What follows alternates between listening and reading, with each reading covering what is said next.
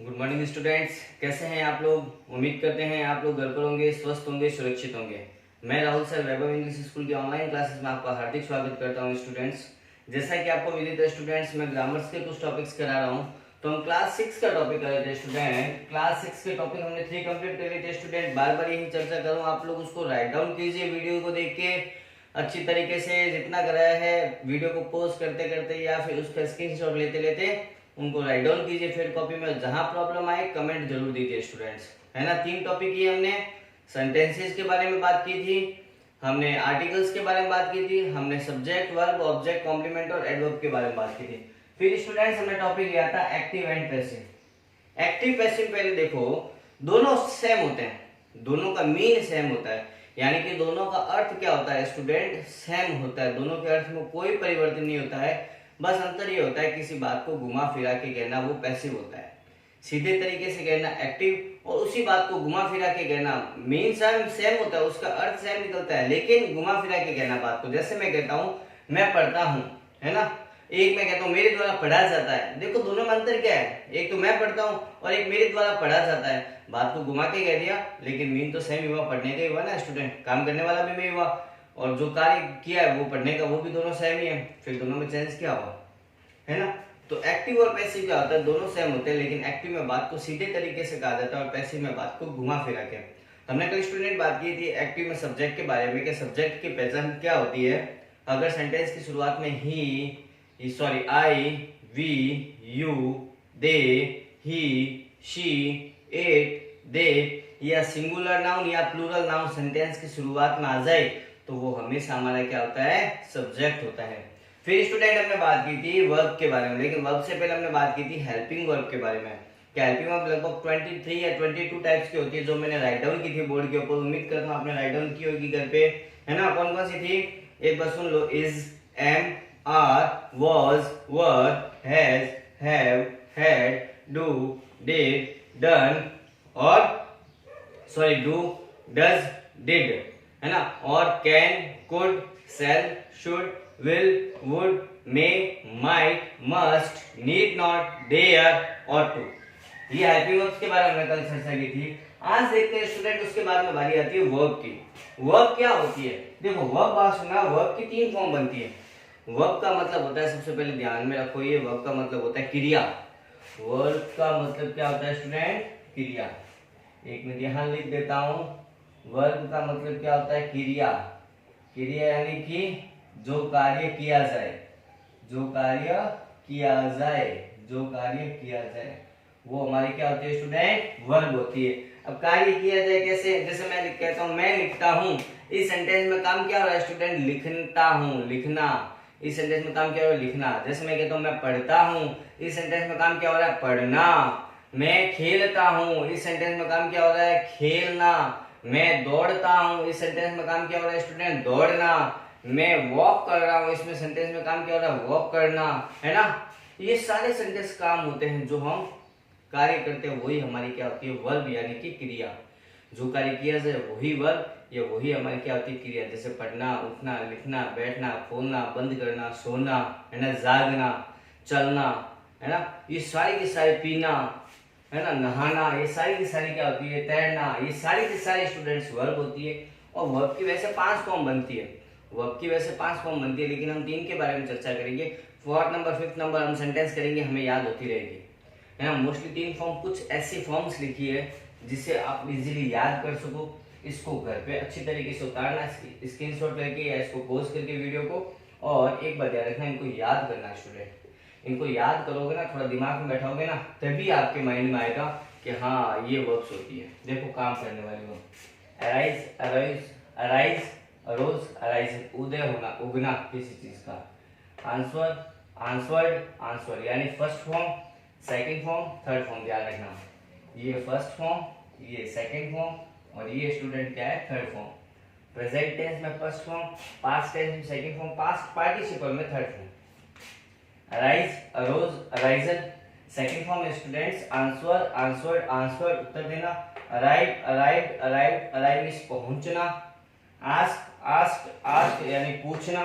Begin, began, begun, begin, began और begun student, begin में शुरू करना, बेड वेंट बेंड, बेंड होना, beat beat beaten, beat beat beaten, बात बात बात, बात मीन्स नहाना या जो बात लेना, बाइट बीट बीटर, काटना किसी चीज को, है ना, काटते ना उसे बाइट कहा जाता है ना, मैंने एक ब्रेड का बाइट काटा है ना, बाइट मीन्स काटना दांतों से।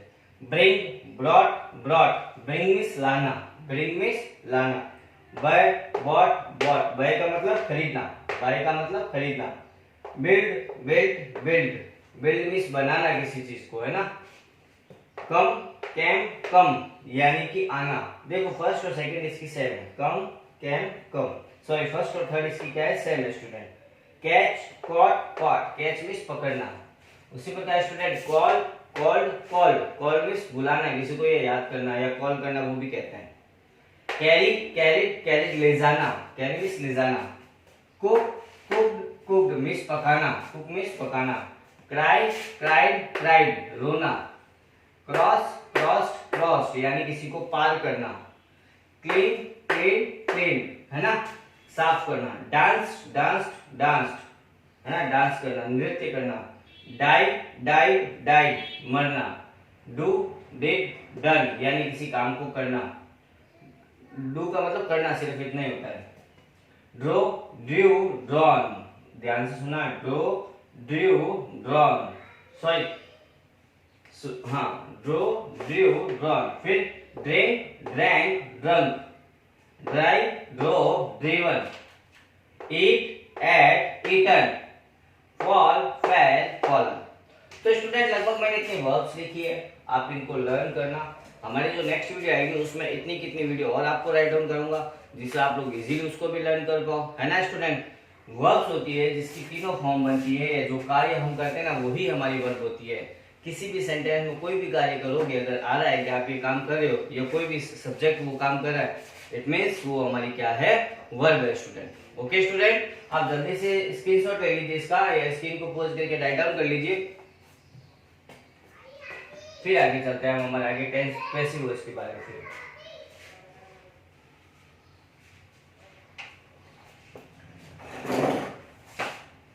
हाँ तो स्टूडेंट उम्मीद करता हूँ आपने इसको राइट डाउन किया होगा। चलते हैं स्टूडेंट अब आगे टेंसेस के पैसिव वॉइस के बारे में।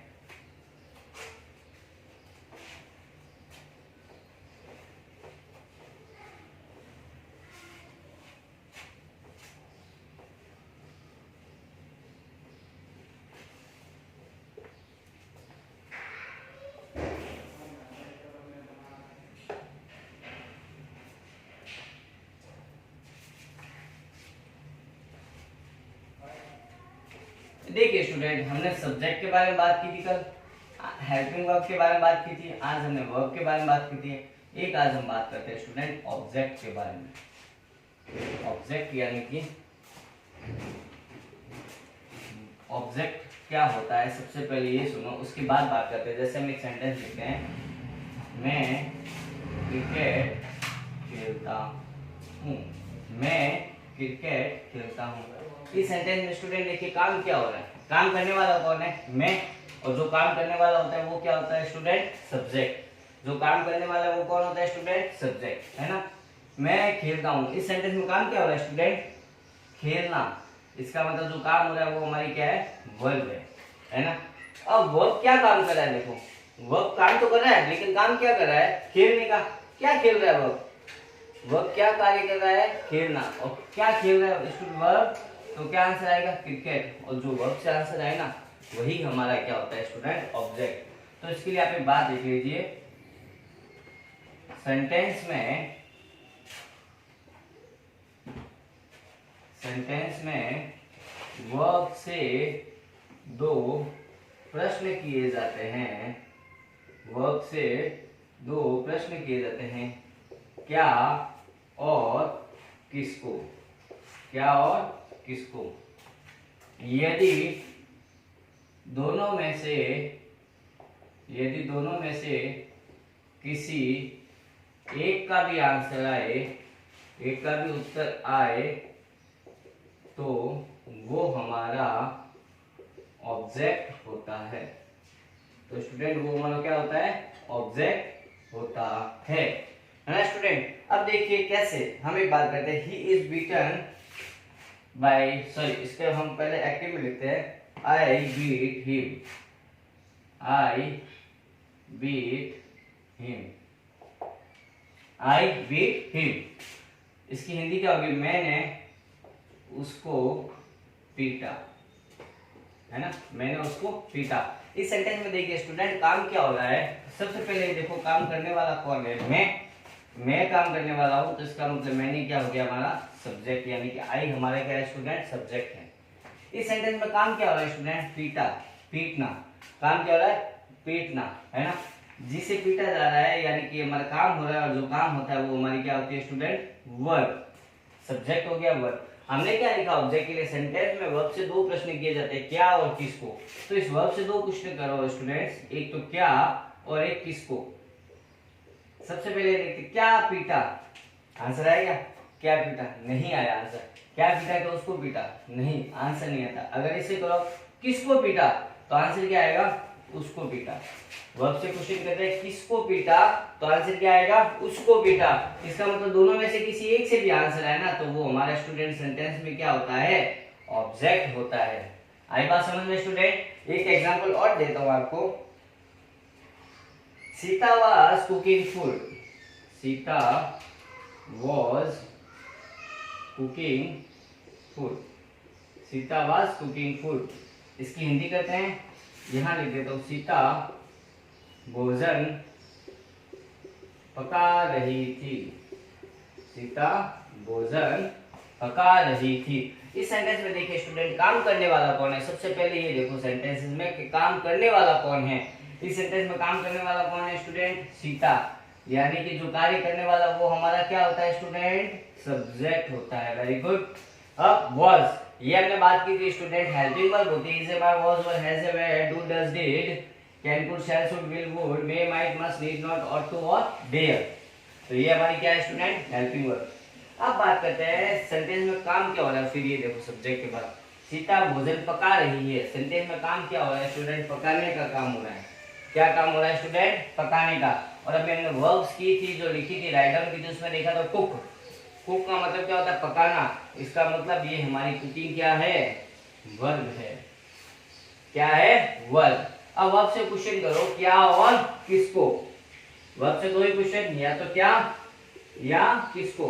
अब हम बोलते क्या पका रही थी, क्या पका रही थी, तो आंसर क्या आएगा, भोजन पका रही थी। वर्ब से अगर हम क्वेश्चन करते हैं क्या पका रही थी, तो आंसर क्या आएगा, भोजन पका रही थी, यानी कि आंसर आ गया। भोजन को इंग्लिश में क्या कहा जाता है, फूड। इसका मतलब ये हमारा स्टूडेंट इस सेंटेंस में क्या है, ऑब्जेक्ट है। इसका मतलब सेंटेंस हमारा ये क्या है स्टूडेंट, ऑब्जेक्ट है। तो उम्मीद करता हूँ स्टूडेंट सब्जेक्ट, वर्ब और ऑब्जेक्ट के बारे में आपको कुछ पता चला होगा। हम और भी कुछ एग्जांपल्स करेंगे। अभी तक तो हमने शुरुआत की है, सिर्फ इसकी सेंटेंसेस के बारे में पढ़ा है, ऑब्जेक्ट्स के। एक चीज और ध्यान रखना, ऑब्जेक्ट कुछ और भी होते हैं, उनको भी राइट डाउन कर लीजिए। ऑब्जेक्ट होते हैं जैसे मी, वी, नहीं me, us, you, him, her, it, them, ये सारे के सारे। और कोई नाउन भी हो सकता है, एनी नाउन, कोई भी नाउन हो सकता है। ठीक है स्टूडेंट, ये सारे के सारे किसमें आते हैं स्टूडेंट्स, ऑब्जेक्ट में। यानी कि सेंटेंस की शुरुआत में नहीं आता ऑब्जेक्ट, यानी कि ऑब्जेक्ट सेंटेंस की शुरुआत में ना के ऑब्जेक्ट कहाँ आता है, वर्ब के बाद। ऑब्जेक्ट हमेशा वर्ब के बाद आता है। ऑब्जेक्ट हमेशा किसके बाद आता है स्टूडेंट, वर्ब के बाद आता है, ये बात ध्यान रखना।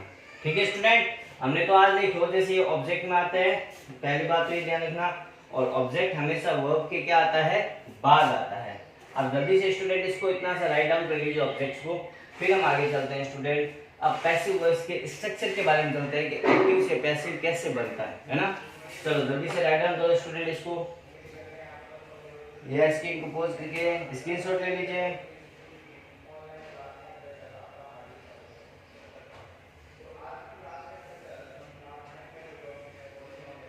ओके स्टूडेंट, उम्मीद करता हूँ आपने इसको राइट डाउन किया होगा, है ना, या स्क्रीनशॉट ले लिया होगा पॉज करके स्क्रीन को। अब देखिए स्टूडेंट, एक्टिव पैसिव स्टार्ट करने से पहले टेंसेस के बारे में थोड़ा सा नॉलेज होना चाहिए कि भाई टेंस क्या होते हैं, टेंस कितने प्रकार के होते हैं, है ना। थोड़ा सा टेंस के बारे में हमें वर्णन करना पड़ेगा, टेंस को समझाना पड़ेगा स्टूडेंट, नहीं तो आपको पैसिव नहीं क्लियर हो पाएगा कभी भी। सबसे पहले देखिए हम थोड़ा सा एक्टिव पैसिव में नीचे हेडिंग डाल देना जितना किया, उसके बाद टेंस, ठीक है ना। टेंस को हिंदी में कहा जाता है स्टूडेंट काल, काल यानी कि समय। फिर नीचे लिखना है स्टूडेंट, टेंस को 3 भागों में विभाजित किया जाता है। टेंस को 3 भागों में विभाजित किया जाता है। अब कौन कौन से स्टूडेंट, फर्स्ट नंबर लिखते हैं present tense. Present tense, present यानी कि वर्तमान, प्रेजेंट यानी कि वर्तमान, और टेंस यानी कि काल, यानी कि वर्तमान काल।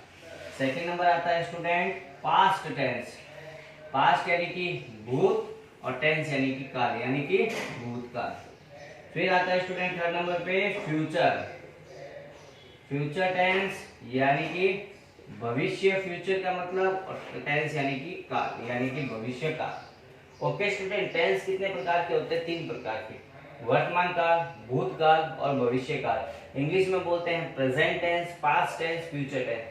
प्रेजेंट यानी कि आज का दिन, आज के दिन जो भी स्टूडेंट कार्य करते हैं वो सारा का सारा किसमें आता है, हमारा प्रेजेंट टेंस में आता है। आज का जो भी कार्य है वो सारा का सारा स्टूडेंट प्रेजेंट टेंस में। कल हमने जो भी किया था, आज से पहले जो भी किया है वो सारा का सारा किसमें आता है, पास्ट टेंस। और आज के बाद जो भी करेंगे वो सारा का सारा फ्यूचर। लिख देता हूं आगे थोड़ा सा आपको समझने के लिए, लिख लीजिए, जो कार्य आज किया जाए,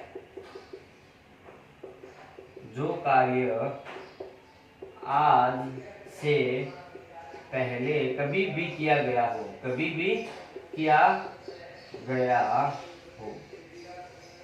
फिर फ्यूचर, जो कार्य आज के बाद कभी भी किया जाए, आज के बाद कभी भी किया जाए, किया जाए, वो होता है फ्यूचर। ठीक है स्टूडेंट। अब देखिए स्टूडेंट, इन तीनों टेंसेस को 4 भाग में डिवाइड किया गया है। तीनों टेंसेस को 4 भागों में विभाजित किया गया है। इन टेंसेस को 4 भागों में विभाजित किया गया है। इन टेंसेस को 4 भागों में विभाजित किया गया है। 4 भाग कौन कौन से, जैसे सबसे पहले कौन सा टेंस है स्टूडेंट, प्रेजेंट टेंस, यहां लिख देता हूं। फर्स्ट नंबर पे है प्रेजेंट टेंस, है ना। सेकंड पे कौन सा था स्टूडेंट, पास्ट टेंस। थर्ड पे स्टूडेंट फ्यूचर टेंस। इसको सी लिख देता हूं, इसको बी लिख देता हूं और इसको ए लिख देता हूं। तीनों टेंसेस को कितने भागों में, 4 भागों में, यानी कि पहले इसके चारों पार्ट करते हैं। सबसे पहला आता है student present simple tense, present simple tense. दूसरे नंबर पर आता है student present continuous tense, present continuous tense. Third number पर आता है स्टूडेंट प्रेजेंट परफेक्ट टेंस। और फोर्थ नंबर पे आता है स्टूडेंट, लिख लीजिए, प्रेजेंट परफेक्ट कॉन्टिन्यूअस टेंस। उसी प्रकार स्टूडेंट पास्ट में भी 4 पार्ट ही होते हैं, सेम होते हैं, बस थोड़ा सा चेंजेस होता है। प्रेजेंट की जगह पास्ट, इसमें आ जाएगा सबसे पहले past simple tense. Second number पे आ जाएगा student past continuous tense. Third number पे आ जाएगा student past perfect tense. Third number पे आ जाएगा student past perfect continuous tense. Okay, उसी प्रकार फ्यूचर में सबसे पहले फ्यूचर सिंपल टेंस, फिर फ्यूचर कंटिन्यूअस टेंस,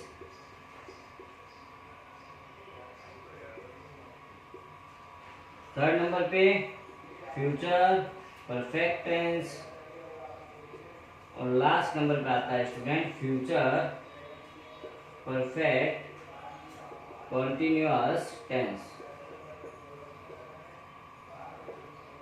देखिए स्टूडेंट, हमने क्या बताया था एक्टिव पैसिव में कि पैसिव वॉइस करने से पहले हमें टेंसेस का थोड़ा सा नॉलेज होना चाहिए। तो हमने लिखा टेंस यानी कि काल यानी कि समय, और टेंस को कितने भागों में विभाजित किया? 3, यानी कि काल को 3 भागों में, समय को 3 भागों में विभाजित किया गया है। प्रेजेंट, पास्ट, फ्यूचर, यानी कि वर्तमान, भूतकाल, भविष्य काल। वर्तमान का जो कार्य आज किया जाए, भूतकाल यानी कि जो कार्य आज से पहले किया गया हो, और भविष्य काल यानी कि जो कार्य आज के बाद किया जाएगा। और ये तीनों टेंसेस को कितने भागों में विभाजित किया गया? 4। प्रेजेंट के 4 part, present simple, present continuous, present perfect, present perfect continuous. उसी प्रकार पास्ट में past simple, past continuous, past perfect, past perfect continuous. उसी प्रकार फ्यूचर में future simple, future continuous, future perfect और फ्यूचर परफेक्ट कंटिन्यूअस। तो student आज हम क्लास को इतना ही रखेंगे। आप इसको अच्छी तरीके से घर पे रीड करना और इसको याद करना टेबल्स को। प्रेजेंट में 4 टेंस ये, पास्ट में ये, फ्यूचर में टेंस ये है। फिर इसके अकॉर्डिंग हम कल एक्टिव और पैसिव में कैसे इनके टेंसेस बनते हैं उसके बारे में चर्चा करेंगे। आज की क्लास इतने रखते हैं स्टूडेंट। जल्दी से इसको स्क्रीनशॉट ले लीजिए या पोस्ट करके इसको राइट डाउन कर लीजिए, है ना।